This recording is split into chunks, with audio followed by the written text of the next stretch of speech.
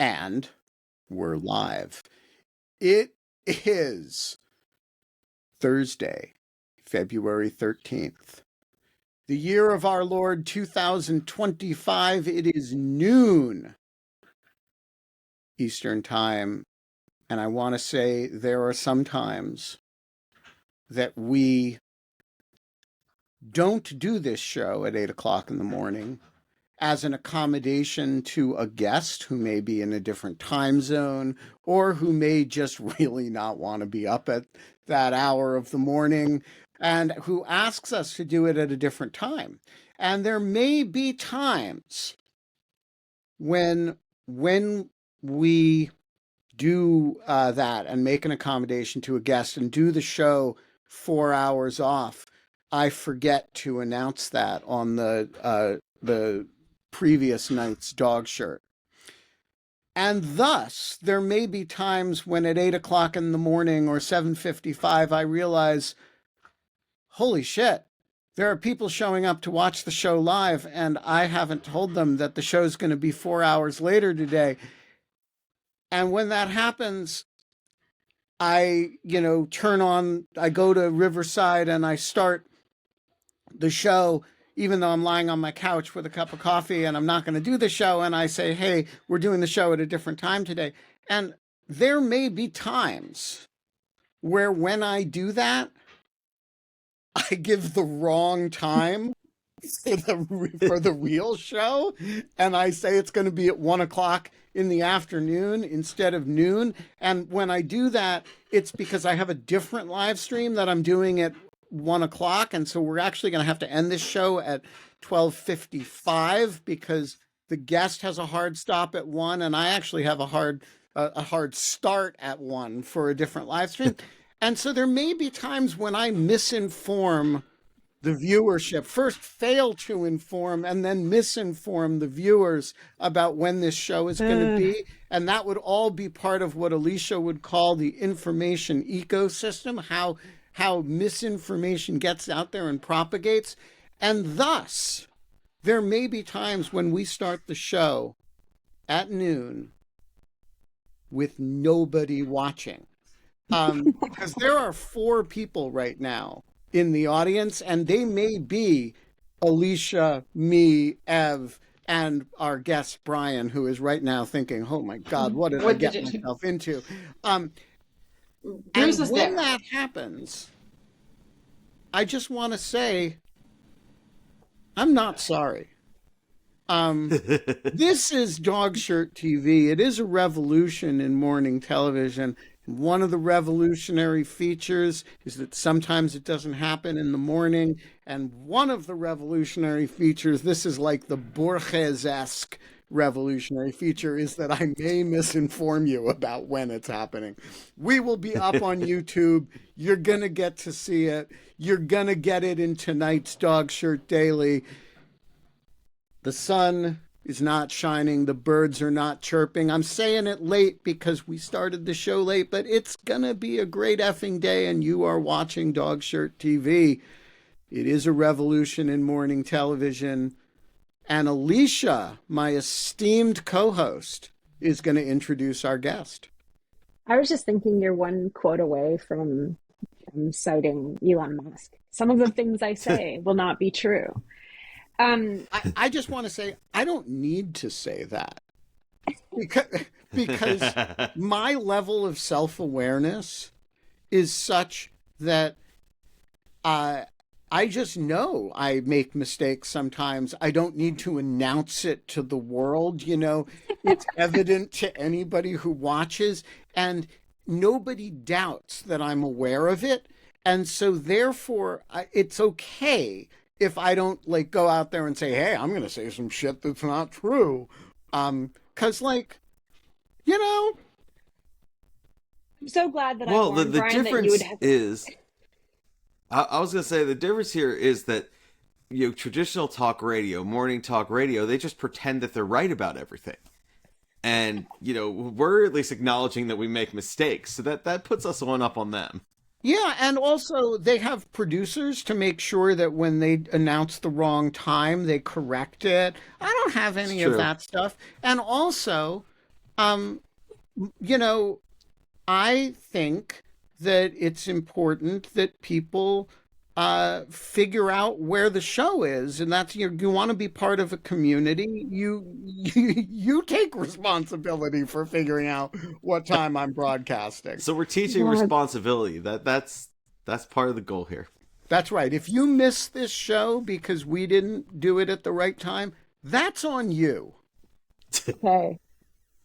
Brian's already jumped in. I will give him a proper introduction. I had warned him that you would do, I said a rant. I didn't expect that your monologue would be that. So it's additionally special. Um, okay. I would like to introduce Brian Rosenwald, who is new to us. Dr. Rosenwald is a political historian of the modern United States. He's the co-founder and senior editor of Made by History, a time history section. And among other things, Brian's a scholar in residence at the University of Pennsylvania. Now, Brian is here today because it's World Radio Day. And for some reason, I clearly had been looking through international days when we thought of guests. And that's a technology that I say is often overlooked in studies related to the modern information environment, but not by Brian, who wrote the book Talk Radio's America, How an Industry Took Over a Political Party That Took Over the United States. And this is back in 2019, so very prescient. Brian, welcome. How about we start with a little bit of background and about you and about your book? What inspired you to look at this topic? So it's funny. That's a question I've heard a ton on radio, television, podcasts, and I think people are expecting some sort of romantic answer. So I'll give you the romantic answer and then I'll give you the more true answer. The romantic answer is I grew up listening to sports talk radio and wanted to be a sports talk radio host. I'm a Philadelphian. So right now we're very happy this week, but I wanted to be on sports talk because that's kind of the center of a sub-chunk or a chunk of Philadelphia subculture. Because sports is so big here, and that's what I grew up listening to. But the real answer of how I got to this was I wanted to write a doctoral dissertation on the demise of moderate Republicans. You know, I don't know if that's because I grew up in Pennsylvania and that was the land of Arlen Specter and John Hines and the, moderate Republicanism was strong here, or if that was just because I'm, fascinated by how did we get polarized and how did government become dysfunctional and those kinds of things. But anyway, I needed one last research class in my last year of classes in graduate school. And all of the 20th century American historians at UVA were going on leave that year. So I said to my advisor, I need to take a research class. And that's supposed to be getting you towards a dissertation, and you're all going to be gone next year. So what am I supposed to do? And he said, you're interested in polarization.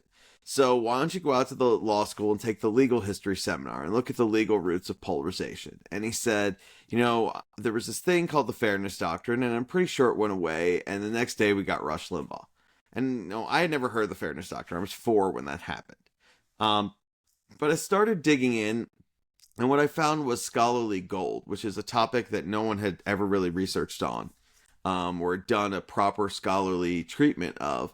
And I ended up spending the next 9 years of my life researching and looking into talk radio. And then, when I signed a book contract, I very confidently, the publisher said, hey, could you update this through the 2016 election? Because my doctoral dissertation had a long chapter on liberal radio that didn't really get into the book. And then it only went through like the 2008 election and a little bit of Obama. And I said, sure, I can update this, no problem. And I said that in like February of 2016. And then Donald Trump won, and I said, oh shit, what are you going to do to fix this and get this, how are you going to explain this? And I had to sit down and spend another couple of years researching into that. So that's sort of how the book happened. And it was all kind of a happy accident. That's immense fortitude. I think I probably would have lost it if I was asked to add new chapters onto that. Why are you saying if? Because it's done. It's done. It's already been typeset. That's the best stage when you can't keep tinkering with it. But yeah, So- it took a lot of, okay, I'm going to go back to the baseline. I'm going to start again. I'm going to rethink where these last 8-9 years has this fit in. And it's honestly held up a lot better than I expected, given how fast things change in America. It's still very relevant to understanding our political world right now. So explain something to me that has, I think, one of the questions that kind of lurks out there about talk radio, which is why is it so asymmetric? Why is it that there is this immense audience for conservative talk radio, but the moment you cease to be chest thumping, partisan, you know, highly abrasive, um, the audience vanishes. So, somebody who, like Charlie Sykes, who is, was of that world, the moment he did not support Donald Trump, the audience started going away, right? There's no analog of liberal talk radio. Why is it that the audience demands are so asymmetric? So it's a very multifaceted problem. That is it's the sort of the biggest question in this industry. But it starts with the fact that there was this latent demand in the late 80s for a conservative media product, or something that was going to give conservatives what they wanted in the media. And frankly, nobody knew it was there because nobody set out to create this. And the big factor here is Rush Limbaugh. He is a superlatively talented radio guy. He starts doing radio on some little station in Cape Girardeau after school in like high school. His father part owned the station, I think. And he's a DJ in the 70s. He went by the name Jeff Christie at that point, and like these small stations outside of Pittsburgh. And he was the kind of DJ where he'd call the pizza place and order 500 pizzas, and then say he was from the station, the competitor station, Or there was one gag he tried where, and this sounds, so he was always people an are going to asshole. Yeah, basically. I mean, people are going to find this a little bit funny because in the 70s, this would have been really different than we would think about it today. But there was one time he went into a department store in Pittsburgh, and he looked around the department store, and, then he went back to his studio and he called and he said to the woman, I'm calling you on the brand new video phone. And she's like, what video phone? These things don't exist. Which shows you how, long ago it was. But he is like describing what she's wearing and how everything's laid out in the department. And it's this whole gag thing. He does all these kinds of gags while spinning Elton John records. And maybe the most notable thing about him in the 70s is he's the kind of employee who gets fired a lot because he doesn't listen to his bosses, which is not a particularly good strategy for maintaining one's employment. And he does group sales and marketing with the Kansas City Royals for 5 years and gets like a last chance in radio and finally takes off in Sacramento because he had management that realizes how much talent he has and just sort of lets him be him. This guy is not as, all that political at this point. When he gets to Sacramento, he's talking about Ronaldus Magnus, referring to Ronald Reagan as some sort of like Greek god. And, somebody from the Sacramento Bee goes and looks and is like, this guy never registered to vote. He's like in his 30s and he's never ever registered.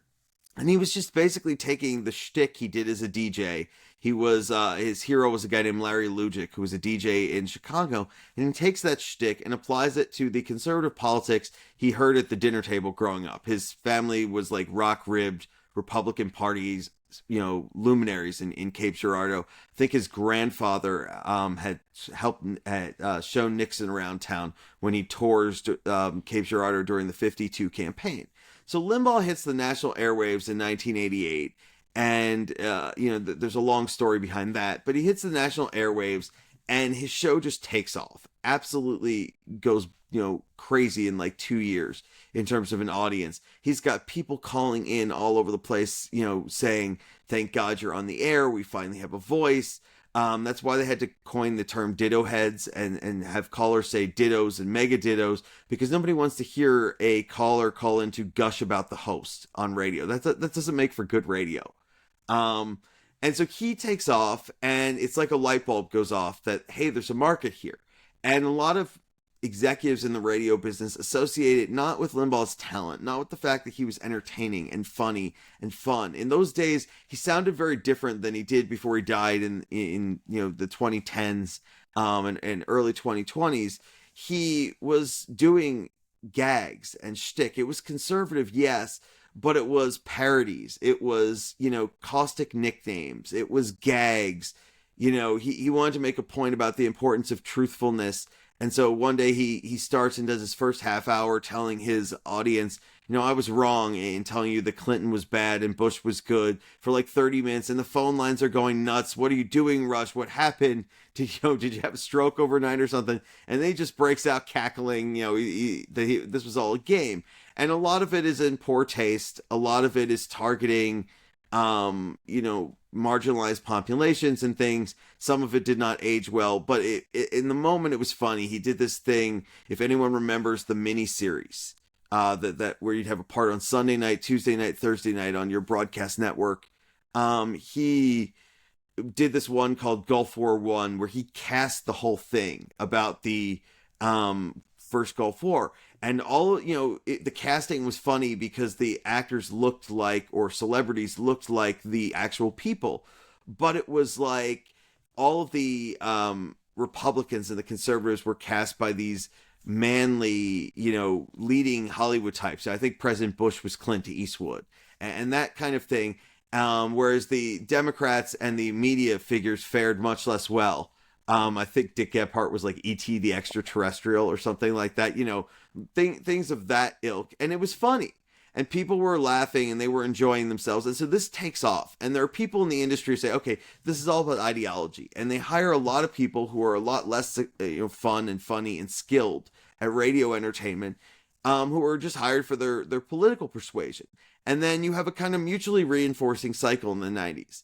As they hire these people and as stations get, as the product gets more and more conservative, a lot of Limbaugh's early stations had Limbaugh and then a liberal on. That station in Sacramento where he took off, KFBK, had a liberal on in the afternoon.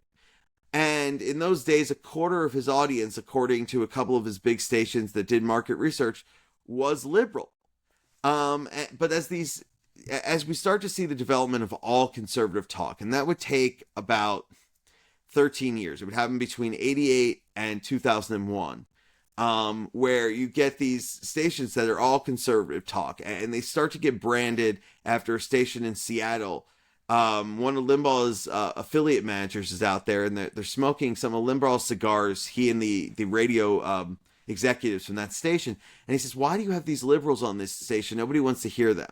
And these guys start experimenting with all conservative talk, and their branding takes off. Their station takes off. And so that's another signpost for these, people in the radio business. And one thing that all the radio folks I talked to in my research said is, look, we're not the brightest people. We are kind of lemmings. And the easiest thing to do is to follow what's working somewhere else, because your boss isn't going to fire you if you try that. If you try something new and innovative and it flops, you might get fired. But if you try what's working in 3 other places, then that will take off. And so this all conservative snowball starts to go at the same time that they try liberal hosts. But the problem is they don't understand that what makes Limbaugh successful is he's a radio guy. He had DJ'd. Tom Hartman, who's maybe the most successful liberal talker, started spinning country and Western records at like 15. These guys have real radio skills. It's a different entertainment form than other entertainment forms. But the people they try in the 90s on the left are Mario Cuomo and Gary Hart. And just because you can give a good political speech doesn't mean you're a good radio entertainer. Cuomo was apparently terrible. I had people involved in that effort who told me that, he'd make a great point, and they turn around and say, but on the other hand, and demolish his own point. Like this was some sort of Socratic dialogue or a college classroom. They said, that it just didn't make for very good radio. Radio is black and white. Radio is like greatest hits radio. And these politicians didn't get it. And so you have this mutually reinforcing cycle. As it gets more conservative, the audience is going away. The audience is looking for other products that might suit them, or the audience that would be there for liberal radio. And then you have conservatives flocking in, and they're trying these liberals, and as the liberals flop, they're saying, well, there must be something about conservatives that makes this work. And what's ending up going on here is that by the time they try liberal radio in any real concerted way in the early 2000s, and we could talk about the disaster that was Air America if you want, because I think I wrote 18 pages on that mess of an operation. But by the time they really tried in the early 2000s, you have a situation where there are a lot of barriers to success, such as like when what was then Clear Channel and is now iHeart Media went to put on liberal talk on a bunch of their stations. They were putting them on like the third or fourth station in their cluster. And that's the group of radio stations that one company owns in a market. And at the beginning of the story, that wasn't even possible, but there were regulatory changes that said, hey, you can own 6 or 7 stations in a market. That's okay. And so they put it on like the third or fourth station. Well, the problem with that was it was high on the radio dial. It was those stations that you could never find when you're seeking them. And if you crossed the wrong street, there went the signal. And to tell that liberal audience that had gone off to do other things and listen to other stuff, hey, this exists, you wouldn't need to promote it. But these companies were not going to promote the third or fourth station in their cluster. They were worried about the moneymakers. And so those barriers start to crop up, and it would have been a lot harder to succeed, and yet they still don't find their Limbaugh. They don't find their one superlative talent who is going to drive people to this. Because, he started with a lot of barriers. He starts on small signal stations outside of cities where he's not on the best stations, but he's that talented that he draws the audience in. And the people they try, even when they try entertainers, I interviewed one of Al Franken's producers for his radio show, and he said, we didn't think we were doing entertainment radio. We thought we were doing liberal political radio, and that was a different project. One radio executive frustratingly, was frustrated and asked Franken and said, Al, what was your goal every time you went on Saturday Night Live? And he said to put on a good show. And he said, so why is this different? And Franken was just sort of like, no, this is different. And it wasn't that funny. If you listen to the show he did, it wasn't that good. And they try these people who don't really have radio experience, and there's all kinds of things. But the other big piece here that, and I know I've gone on longer than I like to in an answer, but it's a complicated picture. The other big piece here is that liberal audiences have other products that fulfill their listening desires. This is a business at the end of the day. Most of the executives care about one thing, and that's making money. And they would try anything that, one guy said, I would play Spanish polka music backwards if I thought that would make me money. That would be successful. And what happens is there is no liberal equivalent of conservative talk in terms of its political impact and its, style. But there are multiple products that appeal to the audiences who might listen to liberal talk. So what do I mean? NPR, for a long time, the number one program in spoken word media was Morning Edition. Who does NPR appeal to? It appeals to liberal suburban professionals, by and large. The well-educated folks who are now the backbone of the Democratic coalition. And they want a media product that is informative, that is driven by their cultural values. The stories that they think are important are what gets covered. The frames deploy their cultural values. And I can explain what that means if it's confusing. But it's sort of shaped by their culture. It's the kind of stories that they're talking about with people in the carpool line, or when they go out for coffee or drinks or see friends. And so NPR takes that chunk of the audience. Then if you think about the other stools of the kind of Obama Democratic coalition, it was young voters. And they have a lot of things. There's this format that is known colloquially as guy talk. And some of it is raunchier, some of it's a little bit less raunchy, but a lot of it's on music stations. It's Howard Stern. We have a show here in Philadelphia. Preston and Steve have been number one in Morning Drive forever. And they're it's fun, it's funny, it's gags. They don't talk politics at all. But it draws in a young demographic. And that's another audience that might have been enticed by liberal political talk. And then, we don't talk a lot about the fact that there's really successful and strong Latino or Hispanic talk radio and Spanish language radio and African American or urban talk formats. And again, minorities are a major piece of the Democratic coalition, and they have that content. And so there's not the same demand for liberal political talk because the audience has other products that suit it. And there's lots of other reasons I can get into, but that's the main story of why there's this asymmetry. It developed slowly. It was not foreordained.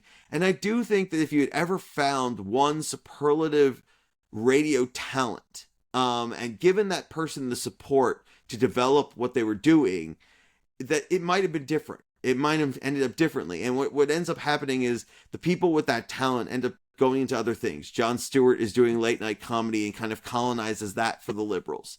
And then when they get really talented people on liberal radio, they don't really give them the running room to develop their voice and figure out a show. You know, Mark Maron has been plenty successful as a podcaster, but when he was doing Air America, they had him with co-hosts where it took them 2 years to figure out what are we doing. And by then management had changed over a bunch of times and they fired them because they didn't want political satire. They wanted something more serious that sounded like NPR, but with a little bit more verve.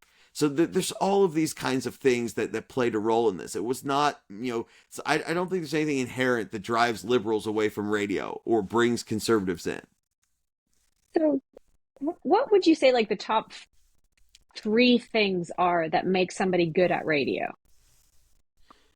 I would say it's recognizing that this is showbiz. It is putting on a good show. When hosts wake up in the morning, it is what's going to be the best show today. I had people from the Bush White House tell me, look, people think that they're like our puppets and we just call them and say, talk about this. And it's more like I call them and ask them to cover something. And a lot of times they say, no, I've covered that 3 times this week. That's boring. Or no, I don't want this guest because nobody cares about the Secretary of Agriculture. Sometimes people would take that guest because they wanted a bigger guest and they wanted to ingratiate themselves with the bookers, whether it was Senate, House, White House bookers. But they're always thinking, what's going to be a good show today? What are the things that I feel passionate about, that my audience cares about, that are going to lure listeners in? And they have the communication skills too. Little things like, radio is a hot medium. Radio is an intimate medium. Where do people listen to radio? Even now, it's in their cars, when they're looking for a friend and they're kind of commuting, or it could be in the shower where, there are not too many more intimate places. But it is an intimate medium. And well, I was just going to say it's in my ears and I turn this on because I want noise. Right, and people are building bonds with their favorite hosts. There was a guy named Ray Bream who did overnights in LA for 18 years, I think. And one woman died and left him her house because that was her companion while she was an insomniac.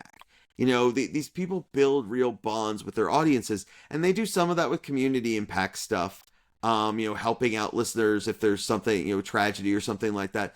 But some of it is that they cultivate people. They say, as we talked about the other day, and you feel like they're talking just to you. It's not, a lecture format. It's not television where you have these, 4-minute segments of people screaming at each other. It is really communicating in an entertaining way and reaching your audience, reaching out through the radio, grabbing people, and doing something where if they're in the driveway, they've gotten home, they want to stick with you at least through the next commercial break because they don't know exactly what might happen. That's what made Limbaugh so good early on, is people had to tune in because they didn't know what stunt he was going to pull next, what, zany parody he was going to run that was going to have them double over laughing. So it was very much that kind of thing.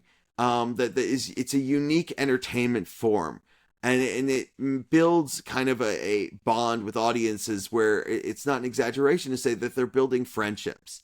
So I think that you need that unique radio skill. You need to be putting on a good show. You cannot just wake up every morning and try to politically propagandize. The people who've done that, plenty of conservatives have failed when they tried to do that. If you think this is a propaganda thing, it's not going to go well. If you're trying to push a political agenda above and beyond. And you also need something unique about what you do. Even the host, I don't find entertaining. Like Mark Levin, anytime I had to listen to him to research, I wanted to take my earbuds out because he just screams the whole time.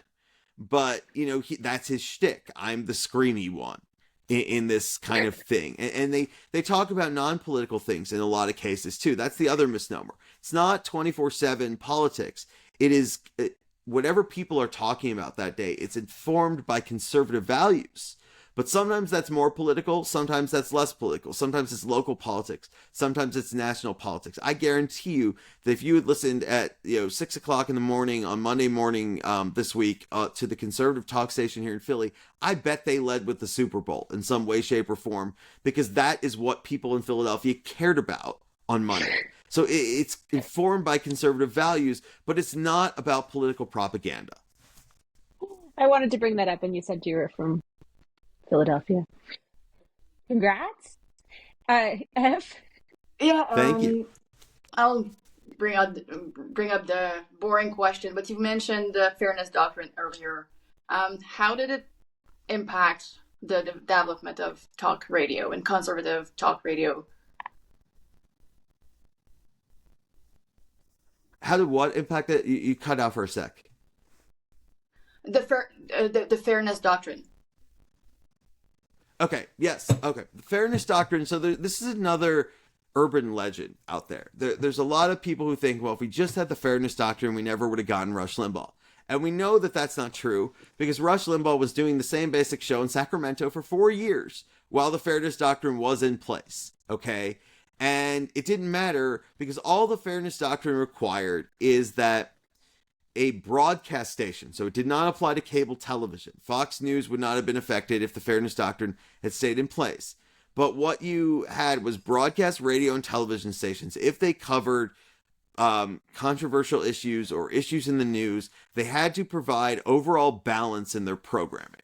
So, some of these stations that were not all conservative in the early days had a liberal on at night. In a lot of cases, it was Alan Colmes, the Sean Hannity punching bag on Fox News, who was a stand-up comedian and was a funny guy, was pretty mellow, and they put him on at night, and they had all conservative the rest of the day, and that would have satisfied the fairness doctrine, okay? So the fairness doctrine, where the fairness doctrine plays a role, is you could not have had all conservative talk stations while the fairness doctrine was in place. You would have had to have a liberal somewhere in your lineup, would have needed to be a liberal.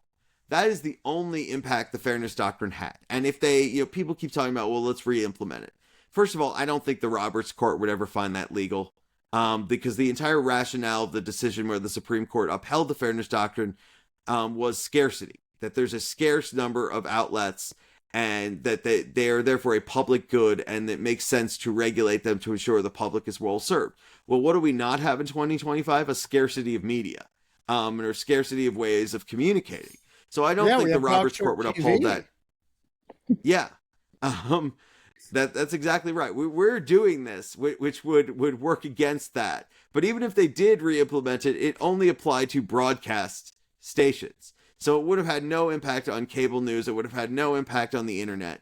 So I actually think that the role of the fairness doctrine is fairly narrow. It just made it so that they couldn't do all conservative talk stations. What I think is actually most interesting about this is in 1988, the FCC has junked the fairness doctrine. They ended up, somebody filed a court challenge, and they ended up in front of a DC Circuit Court of Appeals panel that just so happened to include Robert Bork and Antonin Scalia. And anybody who knows anything about appeals courts, it's luck of the draw who the three judges you get on the panel are. So that's very bad luck if you're trying to defend a regulation and you end up with two of the conservative legal luminaries of that era on the panel. But you have a conservative FCC that takes the invitation from Bork and Scalia to junk it and say, this isn't constitutional, and we're not going to enforce this. Well, guess what? Congress thought that they had made the fairness doctrine a law. And so they go to re-implement it. And what's interesting is Reagan vetoes it, and they can't override his veto in the Senate.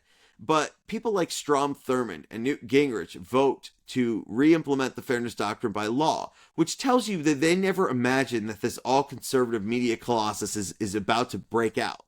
They saw it as, this is a good thing because otherwise conservative voices will never get on the air. They didn't see that this thing was coming. There was no political coordination. Some people say, oh, Reagan got rid of this to build a conservative, media world. And that's not true at all. They really, what drove the Reagan FCC was deregulatory fervor and ideological fervor. It wasn't about politics. They didn't see anything coming.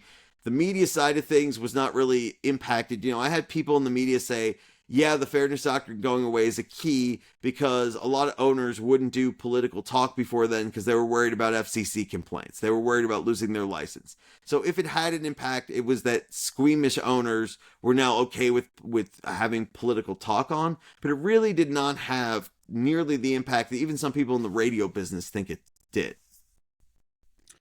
So that's super interesting. I have always thought of the decline of the fairness doctrine as sort of central to this.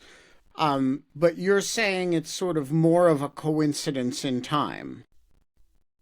It's a factor. You know, there are also a bunch of technological factors like cheaper satellite technology and things like that that are definitely factors. But I would say where the fairness doctrine is really the biggest factor is in getting all conservative products. In getting a situation where if somebody listens to a station all day, they only hear one perspective, and it's only the screamiest, angriest conservative perspective. There were guys, John and Ken, out in LA, KFI in LA, who were, it was, I think it's KFI is the call letters, but they were number one in afternoon drive for like 30 years. These guys are really talented. And they were Trump before Trump. They were populist conservatives. You know, one of them voted for John Kerry over the Iraq War. The other one voted for Obama, I think. They were kind of populist conservatives. They tried to go nationally syndicated, and it flopped because there were all these stations that were billed as all conservative stations. You know, Philadelphia's conservative talker kind of thing, and they weren't right wing enough for that time period. And so, that was kind of the format that takes off. And there are a lot of other reasons. You know, if you want to look at regulatory reasons, the Telecommunications Act of 1996 is almost more important because it gets rid of the last ownership caps and it lets these conglomerates buy up 800, 900, 1,000 stations and do it with a lot of debt financing. And so now they're looking to pinch pennies because they've taken on a lot of debt to buy these stations. And what ends up happening is they say, okay, let's vertically integrate this industry, which means we're going to go to national syndication. Now, when Limbaugh takes off in 1988, the rules of radio that radio executives grow up with, it basically he breaks all of them. The idea then was talk radio could only be good if it was local. You needed local hosts because you had to be part of a community. Nationally syndicated just would not work except for overnights when you're talking about UFOs and stuff. Okay? But by the mid-90s, Limbaugh showed them syndication can work. And now you take these ownership caps away. And so what a lot of the radio folks told me is that when, in that moment, anything that was working somewhere was going to be tried in a million other places because they were going to say, okay, we can vertically integrate. We can start a syndication arm. And for one set of talent costs, we can come up with programming that's going to work in 600 markets. And we can fill holes in 600 stations. Wait, you've given me a brainstorm here. If we want to take all these lessons and apply them to Dog Shirt TV, so that we can syndicate and take this, be number one in afternoon drive. I don't even know what that means, but it sounds cool. And, we want to, what do we have to do to the show to have it break through on AM radio? Well, right now you'd struggle because the only things left on AM radio are Christian talk, right-wing talk. Like you're not going to find your audience there. You need heavy promotion. You need people to know that Dog Shirt TV is on from 4 to 7 in whatever the market is, and to give you a shot that, you need to be advertising where liberals in that marketplace are. You'd struggle a little bit because all of a sudden Dog Shirt TV would have 22 minutes an hour of commercials. So the audience member might be flipping stations, and you might not only hold them for a little while. In an hour. Yeah. Wait, 22 minutes. Wait, we gotta check that. In an hour, only 22 minutes is somebody talking. The rest is commercials. I should back up. There's usually like 5 minutes at the top of the hour that are news, and so then I guess it's 17 minutes of commercials. But the show is only 38 minutes. Like if you actually listen to a podcast, when these guys started podcasting their shows, and you listen to you went on their websites and you pulled up the episode, a 3-hour show was like 2 hours and 10 minutes, 2 hours and 20 minutes, something like that. It was a lot less than you thought because there's so much in the way of commercial load. So we'd have to make the show shorter. Yes, the show would have to be shorter. You'd have a lot more commercials. You need heavy publicity. You'd need to probably be, really talking to the issues in that community. If you were doing national radio, then you'd have to focus on whatever the theme of the station was. If it was all liberal talk radio, you'd have to only talk national politics. If it was, something else, then you'd have to kind of adhere to that format because that's what people would be tuning in for. And you'd have to be able to figure out a way to kind of build an audience in that time slot. And you really would have to rely, I think, a lot on web streaming if you were on a bad AM station, like a really bad signaled station. And that would be really important. But the big thing is you have to get up every morning and say, what is the best show I can do today? What are people talking about around water coolers? I interviewed one host, and this was probably 10 years ago, interviewed a host out in San Diego, and he said, what do you think I was talking about today? And I start thinking, and I said, well, maybe you were talking about Brent Musburger, because this was the day after the national championship game, if anyone remembers, where Brent Musburger, the old sportscaster with all kinds of gravitas, spent the entire night basically drooling over the girlfriend of the Alabama quarterback. And they kept showing shots of her in the stands because it wasn't a good game, and he's talking very uncomfortably about her. And he's like, yeah, that's what I talked about today. Because even though it's a conservative political show, that's what everybody else was talking about. So what is going on around the water cooler in an office place? That's what you're talking about, but you're talking about it from your political values, if that makes sense. I mean, Ben, that's what you've been doing for at least the last 3 weeks. I mean, no, really, though, because, we didn't have a Super Bowl conversation on Monday. We had should people pray during sports events? Does God care who wins the Super Bowl conversation? Well, but that would qualify in some way, because you were talking about the topic. Some of these guys, for example, might have been talking about the commercials and what rankled them. I bet you on Conservative Talk on Monday, I didn't look. It's a little bit harder to track now that Limbaugh is gone and there isn't that one guy driving conservative media in the same way. But I bet you that some of the conversation on a lot of those shows was anger about the halftime show, saying, why did they have this rapper up there, did stuff that we thought was unpatriotic, and this was terrible. Why is there never a country halftime show? Because, that's kind of the music that a lot of conservatives lock in on and things like that. I bet you they talked about that. I bet you they talked about some of the ads. I bet you that they might have talked about the reaction of Trump that Trump got there, but they don't necessarily going to break down the X's and O's. In fact, Limbaugh loved football. Limbaugh wanted to talk football, and he had a programmer tell him early in his nationally syndicated days, "You can't talk football, Rush." The female audience especially, they tune in to hear you talk about issues. So he developed this thing called the environmentalist wacko method of picking football games on Friday, where he'd be like, well, Steelers were polluters, so they were terrible. And, Patriots, they marginalized the indigenous people and things. He was mocking the left in making his game picks and telling you who he thought he was going to win. And as he got more comfortable and became more important, he would talk a little bit on Mondays about, the games that he watched the day before. But it was very much, he wasn't necessarily always talking about the games. He was talking about something that went along with them.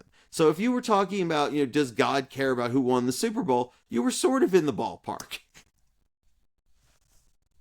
So I've got a question about demographics of some of these conservative hosts. They weren't just mostly men? It's like Rush Limbaugh had a female audience? Was it a big audience? No, it was, his audience leaned overwhelmingly male. Most of it leans overwhelmingly male. Right now, today, it leans overwhelmingly old and white, obviously. Now, that's not exclusive. There were plenty of female listeners, plenty of female callers, and you're talking about millions of people a week. So it doesn't take a huge percentage for there to be a fair amount of them. But obviously, Limbaugh, one of the things that talk radio does. I think the best way to understand conservative talk radio, Alicia, is that it is the neighborhood bar in a conservative neighborhood in a lot of ways. And it became a clubhouse for men who felt like all of a sudden they couldn't say or do things that they used to say or do. Their kids would roll their eyes and be like, "Oh my God, Dad, you can't say that. You're a bigot." Or somebody at work would kind of, "Ooh, that joke was cringy." And they've been telling the same joke. And what the folks like Limbaugh did was they punched back at that. They said, "Oh, you say I can't say this? I'm going to tell you the most misogynistic joke I can think about." Limbaugh said, "I'm a supporter of the women's movement, pause, from behind." Total objectification, total misogyny, and the whole world of it was saturated in that way. G. Gordon Liddy used to like talk about, "Ladies, your moment of free release is here." That the Watergate burglar was one of the second or third biggest nationally syndicated talk radio hosts in the 90s. He'd say, "Women, ladies, your moment of free release is here. We're back." After a long weekend away or something like that. I heard one interview, a guy named Bill Cunningham was the biggest thing on WLW in Cincinnati for years. And he has PETA's Santa's Little Helper on right before the holidays because, they're trying to do lighter stuff. So he brings on this woman, or it might have been right before Thanksgiving. She's advocating for like tofurkey instead of turkey. And the sidekick to Cunningham is objectifying her the whole time. She's saying, you want to try this because meat is bad for you. You're going to end up needing a bypass. And he's like, "Honey, this would wake me right up if I came out of surgery and saw you." Very uncomfortable kind of objectification stuff. And it's because their audience is overwhelmingly male. They are appealing to the cranky old white guy. In some ways, they're appealing to Archie Bunker. I taught George Wanless and Archie Bunker this week, so he's on the brain. But they're talking to the cranky old white That's guy. what Jeff said in the chat. Yeah, like that. That's exactly what you're talking to. Is somebody who, if you think about how Archie, his son-in-law is always telling him, "Arch, you can't say that," or Edith, he's saying things to Edith that to a lot of the audience were misogynistic. A lot of the audience for conservative talk, especially when it takes off in 1988, are the people who watched All in the Family and saw Archie as a hero, not as this buffoon who is sort of the butt of the jokes, but as a hero, as the guy who was just like them, the outer borough kind of everyman who hadn't changed at all, and that was the problem to those on the left. So that was kind of who they were appealing to in a lot of ways. And they also had they would talk about things like taxes in such a way to get over kind of more of the country club man, but it was a very male place. This also just sounds so reminiscent, like it sounds a lot like what's happening on different digital platforms, right? Like first you have the trolls on the Chan sites calling in and like causing, I don't know, scandals, trying to get media coverage over fake things.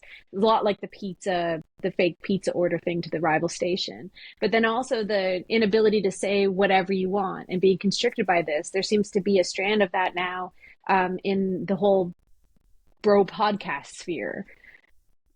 I mean, let me refine that question for a minute. Thank you. How is it different from, in a world in which anybody can produce their own show on YouTube or on a podcast, the costs of entry are free, and you never know who's going to be Dog Shirt TV, which is to say we have 7 people watching right now, and who's going to be Mr. Beast, who makes so much money from YouTube that his whole shtick is giving away wads of cash. What does it even matter anymore? Who's on the radio versus who's pointing a camera at themselves or a microphone at themselves? Is the question obsolete at this point? Absolutely, yes. I think that the way to understand it now is talk radio created a format. The way that I describe it is that the talk radio format that takes off, the talk radio style, is that basically politics is a soap opera. Culture is a soap opera. There are good guys, there are bad guys. Or if you want to put it in the language of professional wrestling, which had some of the same overlapping audiences, it was, you had good guys, you had heels. And the heels were the Democrats, the mainstream media, college professors, the liberal establishment, right? That the media, Hollywood, music, college professors, and the academy, Democrats. And the heroes were the hosts themselves and some conservatives, the conservatives that fought hard enough for the cause, the Ted Cruzes of the world, to use a modern example. And so you had that style breaks out. And it's the same thing on Fox. They're adaptations to television and the shorter segments and things like that. But like, even if you look at the Fox show The Five, what do? They have a panel, 5 people. 4 of them are conservatives. One of them is a kind of milquetoast liberal whose job is to lose every argument. That's the whole purpose. That's why they put the mild-mannered Alan Colmes on with the feisty Sean Hannity, because people are tuning in to get their values valorized, to hear their viewpoint, to hear the things they want to hear about, talked about. And I don't think podcasts are any different, with a few exceptions. The exceptions are, first of all, that nobody has to worry about FCC complaints on a podcast. You can say, or, whatever you want. So you can push the boundaries even further, with things. Talk radio was never adverse to conspiracy theories. There was one point where Limbaugh brings the market down in trading because he shares a rumor that someone sent him from some newsletter that Vince Foster had actually been murdered in an apartment owned by Hillary Clinton. Vince Foster being the Clinton friend and associate White House counsel who tragically committed suicide. And so they were always into conspiracy theories to some extent. But there was some outermost limit because, as we learned with Fox, you start to run into legal issues, defamation issues. After January 6th, Cumulus, one of the biggest radio companies, sent out a memo to their hosts and basically said, do not lie about this. Do not, no more election denial. We do not want to get sued, basically. Well, if you're on a podcast, there is no boss to say that. So there is no FCC to worry about pulling a license. So podcasts have a little bit more freedom. They obviously have fewer commercials. And because people can time shift them, they're not as set in a given moment. They're not necessarily going to talk as much about, as we're talking about this, like this is happening in the news kind of thing. It's not, X. Where the chatter is based on exactly what's going on at a given moment, or Blue Sky, pick your social media platform of choice. And I also think that what the bro podcasters have is they have more of what Limbaugh did early in his run, as opposed to what Limbaugh did at the end. What Limbaugh did at the end, what Sean Hannity does, what Mark Levin does, is more political. It's more political commentary. It is more, I would honestly say, less interesting, less entertaining, because you kind of know what they're going to say every day. And it is more commentary based. What the bro podcasters do, what Joe Rogan does, is he tries to put on a good show. It is undoubtedly right leaning in terms of his values. And I've had people say, well, Joe Rogan was a Bernie guy. Okay, yes. But if you look at the people he's had on, politician wise, there was John Fetterman, but it's a lot of, Donald Trump. It's the tech bros. It's, Elon Musk. It's those kinds of folks. But he's doing something unique. In Rogan's case, it's 3-hour interviews of just him kind of rambling and musing. Only the guests have to be in studio. He talks about whatever he wants. You don't know exactly what he's going to say. But they all have their individual niche in this, their individual shtick that makes them unique and entertaining to their audience. And they are filling a niche that is missing in the market. You have, a lot of men, young men especially, who felt like there wasn't a product for them. The Fox News type product was more for their dads.